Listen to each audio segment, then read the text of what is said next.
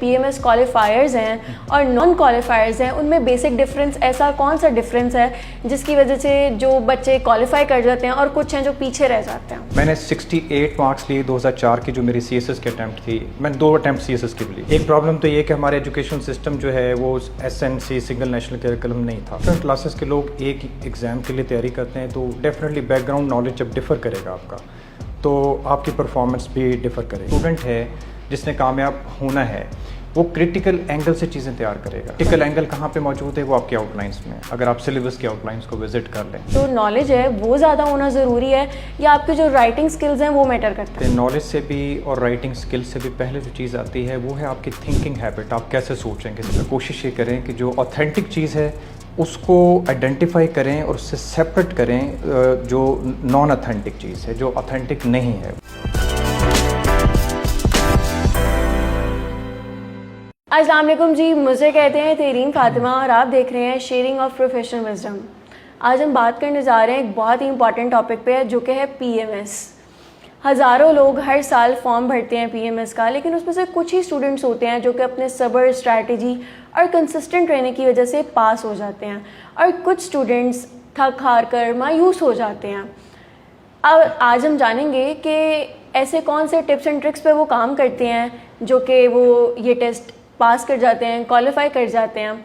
हमारे आज के जो मेहमान हैं वो हैं एक पीएमएस ऑफिसर जो कि ख़ुद भी पीएमएस की तैयारी कराते हैं, सर नुमान खान साहब। आइए इनसे बात करते हैं और जानते हैं कि इनके पास कौन से एसेंशियल टिप्स एंड ट्रिक्स हैं, कौन से सीक्रेट्स हैं जो कि स्टूडेंट्स में डालते हैं, स्टूडेंट्स को कहते हैं ना कि मैजिकल एक वो फूंक मारते हैं और स्टूडेंट्स ही पास कर जाते हैं। आइए जानते हैं इनसे। अस्सलाम वालेकुम जी सर। वालेकुम अस्सलाम। कैसे हैं आप? अल्हम्दुलिल्लाह फाइन, आप ठीक हैं? खैरियत जी sir, thank you for coming. मैं बल्कि आपका शुक्रगुजार हूँ, आपने मुझे एक मौका दिया अपने व्यूज़ को एक्सप्रेस करने का। जी सर, जैसे कि आप जानते हैं कि हमारा आज का टॉपिक है पीएमएस, तो मैं जानना चाहूँगी कि आपकी नज़र में जो पीएमएस क्वालिफायर्स हैं और नॉन क्वालिफायर्स हैं, उनमें बेसिक डिफरेंस ऐसा कौन सा डिफरेंस है जिसकी वजह से जो बच्चे क्वालिफाई कर जाते हैं और कुछ हैं जो पीछे रह जाते हैं? अच्छा, प्लानिंग मैं समझता हूँ कि पहली चीज़ प्लानिंग होती है आपकी। आप चीज़ों को प्लान करते हैं, लेकिन इससे पहले कई मसाइल हैं। एक प्रॉब्लम तो ये कि हमारे एजुकेशन सिस्टम जो है वो एसएनसी सिंगल नेशनल करिकुलम नहीं था, उसमें डिफरेंट क्लासेस हैं। अब जब डिफरेंट क्लासेस के लोग एक एग्ज़ाम के लिए तैयारी करते हैं तो डेफिनेटली बैकग्राउंड नॉलेज जब डिफ़र करेगा आपका तो आपकी परफॉर्मेंस भी डिफ़र करेगी।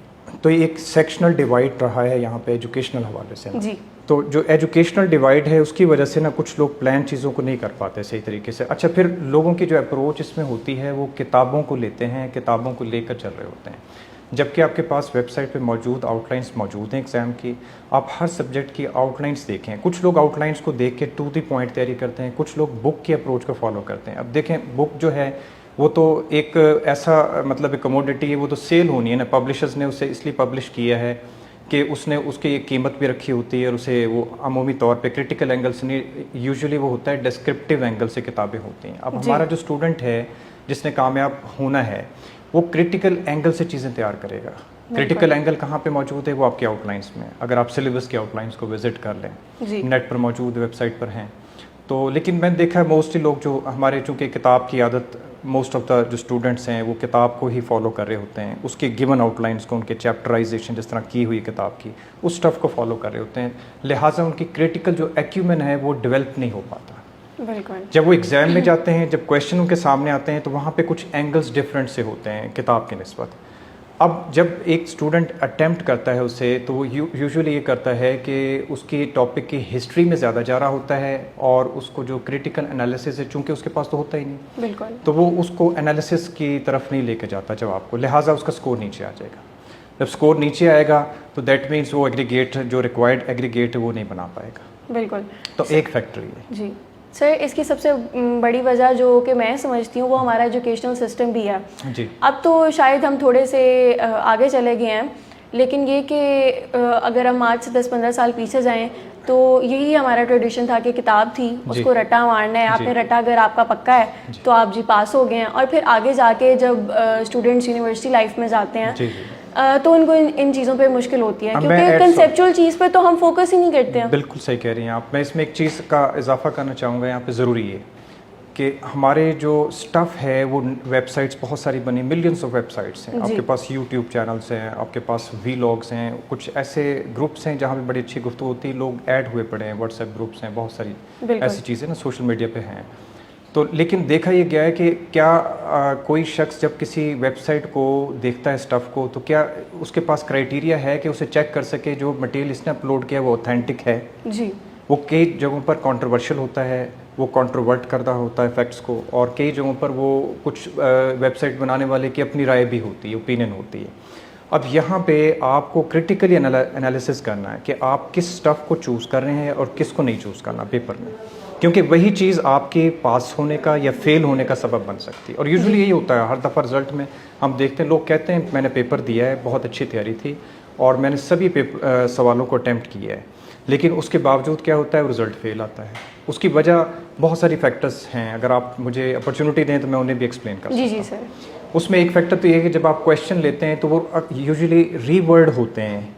जब आप रीवर्ड करते हैं सवालों को एग्जामिनेशन में, जो पेपर सेटर्स की बात कर रहा हूँ जी, तो आप उसे डीकोड नहीं कर पाते सवाल को।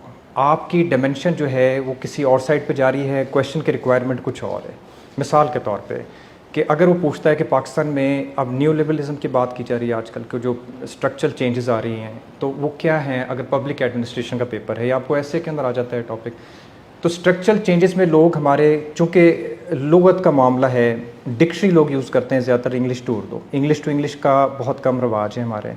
हाँ, जो अच्छे एजुकेशन सिस्टम है वहाँ पे इंग्लिश टू इंग्लिश तो डिक्शनरी का यूज़ है। अच्छा, अब चूँकि एक वर्ड का मायने डेनोटेटिव है, दूसरे का कॉनोटेटिव है जी। अब जब आप क्रिटिकल होते हैं डेनोटेटिव से हटके आपको कॉनोटेटिव मीनिंग की तरफ जाना पड़ता है। अच्छा, I am talking about structural changes under new liberalism. ठीक है, न्यू लिबरलिज्म के तहत आप स्ट्रक्चरल चेंजेस पाकिस्तान के अंदर जो बताएंगे वो आप मेंशन करेंगे कि जैसे प्राइवेटाइजेशन आजकल चल रहा है जी, ये स्ट्रक्चरल फैक्टर है। इसमें क्या है, बोर्ड्स बनाए जा सकते हैं, इसमें कमीशन बनाए जा सकते हैं, इसमें इस तरह से और बहुत सी गवर्निंग बॉडीज़ बनाई जा सकती हैं। ठीक है, अगर आप इस चीज़ को मेंशन नहीं करते न्यू लिबरल रिफॉर्म्स के तहत तो दैट मीन्स आपके आंसर को क्रेडिट नहीं मिलेगा। ठीक है। तो एक तो ये चीज़ होगी कि आप उसकी डायरेक्शन को डिटरमिन नहीं करते, क्वेश्चन को डीकोड सही तरीके से नहीं करते। जी बिल्कुल। और सेकेंडली ये है कि फिर आप जो उसका करंट पहलू है वो शामिल नहीं कर पाते, या तो आप न्यूज़पेपर नहीं पढ़ते रहे या आपको बहुत ज़्यादा इन्फॉर्मेटिव स्टफ़ जो होता है उससे हट के, कुछ लोग ऐसा भी होता है, मैंने बच्चों को देखा है वो थोड़ा सा ये चाहते हैं कि स्टफ़ मैक्सिमम हो। मैक्सिमम की ज़रूरत नहीं है, आप सवाल का मार्जिन तो देखें कितना है। 20 नंबर का सवाल है सपोज़ करें, तो आप उसमें कितना लिख सकते हैं? उसमें टू दी पॉइंट आपके पास कोई 15 पॉइंट्स होंगे, 18 होंगे, 20 हो जाएंगे ज़्यादा ज़्यादा। उन्हें आप कनेक्ट करके एक रेलेवेंट डायरेक्शन में जो क्वेश्चन को आपने डीकोड जैसे किया है उससे अगर रिलेट करने में कामयाब हो जाते हैं तो आई डोंट थिंक कि वो आपको क्रेडिट नहीं देगा। क्रेडिट आपको मिलेगा, डेफिनेटली आपको पास करेगा, अच्छे नंबर देगा आपको। ठीक है। ये दूसरा फैक्टर है। सर, मैं आपसे जानना चाहूँगी कि पीएमएस के एग्ज़ाम के लिए आपके पास जो नॉलेज है वो ज़्यादा होना ज़रूरी है या आपके जो राइटिंग स्किल्स हैं वो मैटर करता है? अच्छा, इससे हम आगे चलते हैं। नॉलेज से भी और राइटिंग स्किल से भी पहले जो चीज़ आती है वो है आपकी थिंकिंग हैबिट, आप कैसे सोचें किसी टॉपिक पर। डेफिनेटली डेवलप तो वो जब भी होगी जब आपने कुछ पढ़ा है पीछे, आपकी रीडिंग एक्सटेंसिव और वो ऑथेंटिक होनी चाहिए। ये बहुत इंपॉर्टेंट है। हम लोग ऐसे ऑथर्स पढ़ रहे होते हैं जो ऑथेंटिक नहीं होते जी। तो ये थर्ड चीज़ है, थर्ड फैक्टर है कि उसके लिए आपको ये होना चाहिए कि आप कोशिश ये करें कि जो ऑथेंटिक चीज़ है उसको आइडेंटिफाई करें और उससे सेपरेट करें जो नॉन ऑथेंटिक चीज़ है, जो ऑथेंटिक नहीं है, उससे सेपरेट करें उससे आप। सर, मैं आपसे एक और चीज़ जानना चाहूँगी कि पीएमएस और सीएसएस में क्या फ़र्क है?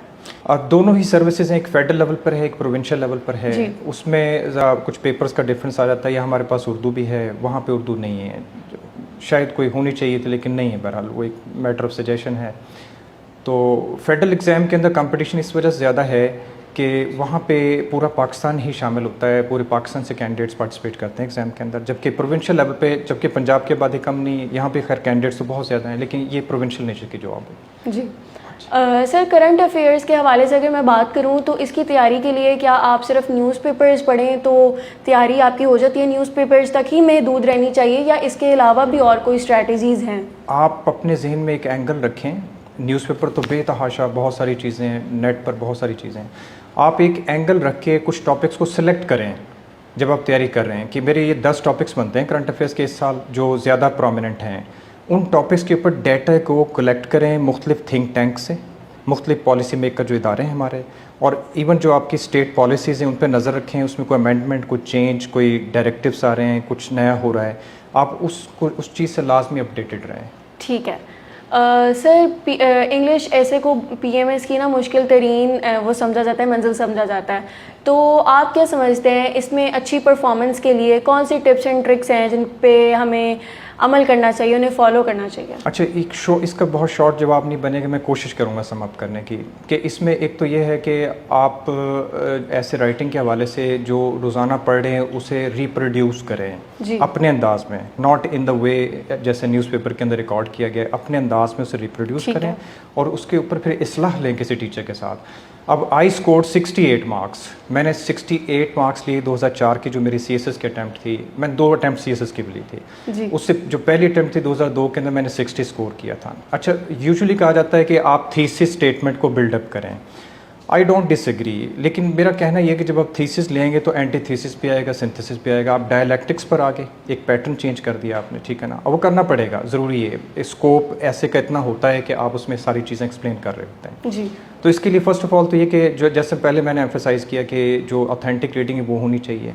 सेंटेंस स्ट्रक्चर आपका बहुत मैटर करता है, इसके अलावा गुजारा नहीं है आपका। सेंटेंस स्ट्रक्चर हमारे क्या है कि हमें यूजुअली बताया जाता है कि जी जनरली हम लोग ये कर रहे होते हैं कि शॉर्ट सेंटेंसेस होने चाहिए, ठीक है, ये भी एग्रीबल बात है, लेकिन अगर लॉन्ग सेंटेंसेस भी हैं, आप एलेबरेट कर रहे हैं एक आइडिया को, आप उसे बड़े अच्छे जामे तरीके से बयान करना चाहते हैं, आप एक कम्प्रीहेंसिवली कोशिश कर रहे हैं प्रेजेंटेशन देने की, तो लॉन्ग सेंटेंसेस आने दें ताकि एक चेकर को पता चले आपने क्लॉजेस भी यूज़ किए, आपकी ग्रामेटिकल एक्सपर्टीज़ मौजूद है आपके पास, तो ये चीज़ बड़ी मैटर करती है। फिर आपके 2 चीज़ें, स्टाइल और कंटेंट, ऐसे राइटिंग के अंदर अब स्टाइल इनकंसिस्टेंट नहीं होना चाहिए कि आपका जो पहला पैसेज है ऐसे राइटिंग का और जो लास्ट पैसेज है या मिड में जो पैसेज वो कनेक्ट ना कर रहा हो, वो कनेक्ट ना हो, मतलब आपके पास यूजुअली कहा भी जाता है कि कनेक्टर्स नहीं है आपके पास, वो कंजंक्शंस होती हैं डेफिनेटली जो कनेक्ट करती हैं चीज़ों को, तो उसमें कोहेरेंस लाने के लिए आपको ज़बरदस्ती नहीं, ये इम्पोज ना हो फोर्सिबली, बल्कि ये स्पॉन्टेनियस हो, और वो जब होगा जब आपने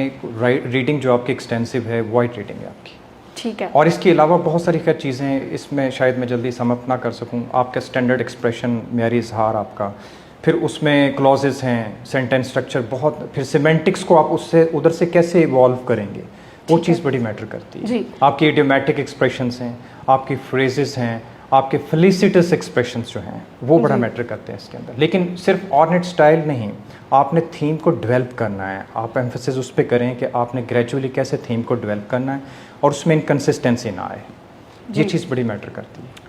सर, ऑप्शनल सब्जेक्ट्स रखते वक्त किन फैक्टर्स को मद्देनज़र रखना चाहिए कैंडिडेट्स को? डोंट फॉलो द सूट, तकलीद पर ना चलें। अगर कोई टॉपर आपके सामने है, उसने बहुत अच्छे नंबर लिए हैं, तो आप, वो ज़रूरी नहीं कि जो उसके लिए बेस्ट हो वो आपके लिए बेस्ट हो, आपने अपने बैकग्राउंड नॉलेज देखना, आपकी डिग्री किस चीज़ में। हमारे लोग यूजुअली ये भी कर रहे होते हैं कि जो डॉक्टर्स हैं वो मेडिकल वोकेबलरी के अंदर बहुत सारी चीज़ें डिस्कस कर जाते हैं जो कि फ्लॉ है बहुत बड़ा ऐसे राइटिंग के अंदर, क्योंकि उन्होंने वो पढ़ा है, वो डिसिप्लिन की छाप आ रही होती है उनकी राइटिंग के ऊपर, और वो फीलिंग्स आ जाती हैं कि जो ऐसे राइटर है ये किस सब्जेक्ट का बंदा है, ठीक है। तो इंजीनियरिंग का है, आर्ट्स का है, ह्यूमैनिटीज़ का है, सोशल साइंसेस का है, ये सारी चीज़ें सामने आ जाती हैं। लिहाजा आप वोकेबलरी वो यूज़ करें जो टॉपिक की नोयत है। तो अब चूँकि सॉरी आपका सवाल जो था ऑप्शनल सब्जेक्ट्स की जो सिलेक्शन है, आप इसका तयन करेंगे अपने बैकग्राउंड नॉलेज से कि आपकी इंटर लेवल पे ये ग्रेजुएशन या जो BS व्हाटएवर जो डिग्री आपने अर्न की है उसके अंदर आपकी किस सब्जेक्ट के अंदर, या एक नेचुरल इंक्लिनेशन भी होता है, इंक्लिनेशन आपका एक तबई मिलान, एक रुझान आपका किस साइड पर है, आप वो सब्जेक्ट चूज़ करेंगे तो सक्सेसफुल होंगे। आपका बेस्ट मेरा बेस्ट नहीं हो सकता। बिल्कुल, जिस पे ग्रिप है आपको वो चूज़ करना चाहिए। इवन वो साइंस सब्जेक्ट भी हो सकते हैं आपके, अगर आपको कॉन्फिडेंट आप हैं उसमें तो यू कैन ऑप्ट। एक हाई स्कोरिंग आंसर की क्या खसूसियत है? एग्जामिनर जो होता है वो किस तरह का आंसर पसंद करता है? डायरेक्ट स्ट्राइक करें आप, जो डी कोड करते ही जो आपका बनता है आंसर, आप स्ट्रेट उधर आ जाएं, आप बहुत ज़्यादा दाएं बाएं जाने की कोशिश ना करें। जो टू दी पॉइंट जवाब बनता है आप उधर से ही स्टार्ट लेंगे तो ज़्यादा बेटर है, ताकि उसे फौरी पॉइंट की समझ आ जाए कि इसे एलेबरेट किया जा रहा है। शॉर्ट हो, पिथी हो, मीनिंगफुल हो, रेलेवेंस बहुत काउंट करती है। अक्सर हम लिखते लिखते क्या करते हैं, ये एक लॉजिकल फ्लॉ है। आपने शायद लॉजिकल फैलेसीज़ के बारे में अगर वो स्टडी कैंडिडेट कर लेता है, लॉजिकल फैलेसीज़ दो तरह की होते हैं, एक फॉर्मल एक इनफॉर्मल। उसमें एक रेड हेरिंग का कॉन्सेप्ट है। रेड हेरिंग ये कहता है कि आपने एक कॉन्सेप्ट लिखा, उसके बाद कोई चीज़ आपको अट्रैक्ट कर गई और आप उसके पीछे चलना शुरू कर दिया, आपने असल टॉपिक को भुला ही दिया जी। लिहाजा क्या होगा, राइटिंग आपकी इररेलेवेंट हो जाएगी और वो जो चेकर आपका होगा एग्जामिनर, वो आपको डिस्क्रेडिट कर देगा। ये चीज़ बड़ी इंपॉर्टेंट है कि आपने लॉजिकल फैलेसीज़ को नहीं आने देना। ठीक है सर, जैसे कि आप जानते हैं कि आजकल का जो दौर है वो बहुत कॉम्पिटिटिव हो गया और इसके साथ साथ हमारे जो AI टूल्स हैं वो बहुत ट्रेंडिंग में जा रहे हैं, चैट GPT, जेमिनी और भी बहुत सी चीज़ें हैं। तो आपको क्या लगता है कि जो कैंडिडेट्स हैं वो इनसे फ़ायदा उठा सकते हैं, और अगर उठा सकते हैं तो किस तरह से उनको यूज़ करना चाहिए? We need to be very much cautious, careful होने की ज़रूरत है, क्योंकि AI जो है ये आपकी मुख्तलिफ वेबसाइट से ही स्टफ़ को एक्सट्रैक्ट कर रहा है। If I am not wrong, I think so कि एक्सट्रैक्ट, जब मैंने देखा है कि एक दफ़ा मिस्टेक्स आ रही होती हैं इनके अंदर भी ना, कुछ जगहों पे मिस्टेक्स होती हैं, कुछ जगहों पे अपडेटेड डाटा नहीं होता, वो बच्चे कोड कर लेते हैं, पिछला डाटा कोड कर लेते हैं, कुछ ईयर कॉन्शियस नहीं होते कि हम किस साल के अंदर पेपर देने जा रहे हैं। तो इस साल की जो मोडेलिटीज़ हैं, ये साल के जो वेरिएबल्स हैं, वो हमने कैसे कंपेयर करके पिछलों के साथ हमने शामिल करना अपनी राइटिंग के अंदर। सर लास्ट पे मैं आपसे पूछना चाहूँगी कि आप किसी PMS कैंडिडेट को अगर कोई मैसेज देना चाहें, कोई ऐसी 3 गोल्डन टिप्स जो आप हमारे व्यूअर्स को देना चाहते हैं PMS के हवाले से। फर्स्ट ऑफ ऑल, और शायद लास्ट में यही मैं कहना चाहता हूँ कि बहुत ज़्यादा मतलब है, हमें ग्रीडी नहीं होना चाहिए नॉलेज एक्वायर करने में।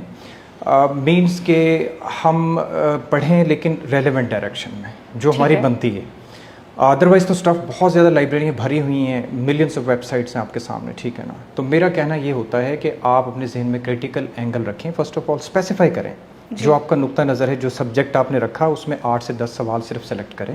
ज़्यादा सवालों की ज़रूरत ही नहीं, हमें नहीं होती। प्रैक्टिकली देखें, आपको लगता होगा पेपर डिफ़र कर रहा है, लेकिन नहीं डिफ़र कर रहा होता, वो थोड़ा सा करता है करंट सिचुएशन के मुताबिक, हाफ पार्ट कह लें या कुछ परसेंटेज कह लें। आपको सिर्फ अपने जहन में एंगल्स पहले इस्टेब्लिश करना चाहिए, वो जब बनेंगे जब क्वेश्चंस पैदा होंगे। क्वेश्चन के लिए थोड़ी सी खैर रीडिंग की ज़रूरत पड़ेगी आपको, उसके बाद आप एंगल सेट करके फिर स्टफ को सिलेक्ट करें। और आई थिंक ये स्ट्रेटजी जो है ये पहली भी है और लास्ट भी है। जी सर, बहुत शुक्रिया आप तशरीफ़ लाए और आपने हमें इतने अपनी टिप्स एंड ट्रिक्स बताई जो कि हमारे स्टूडेंट्स के लिए बहुत ज़्यादा एसेंशियल होने वाली हैं। जी शुक्रिया जी, थैंक यू जी, थैंक यू। जी व्यूअर्स, ये था हमारा आज का एपिसोड। उम्मीद करती हूँ कि आपको बहुत पसंद आया होगा। बहुत सी इसमें टिप्स एंड ट्रिक्स जुड़ी हुई हैं। Special thanks to our guest Numan Khan साहब, जिन्होंने हमारे साथ अपनी हेल्पफुल टिप्स शेयर की, हमें अपने इंसाइटफुल थॉट्स के बारे में बताया। उम्मीद करती हूँ आपको आज का एपिसोड बहुत पसंद आया होगा। मिलती हूँ आपसे अगले एपिसोड में, तब तक के लिए अल्लाह हाफ़िज़।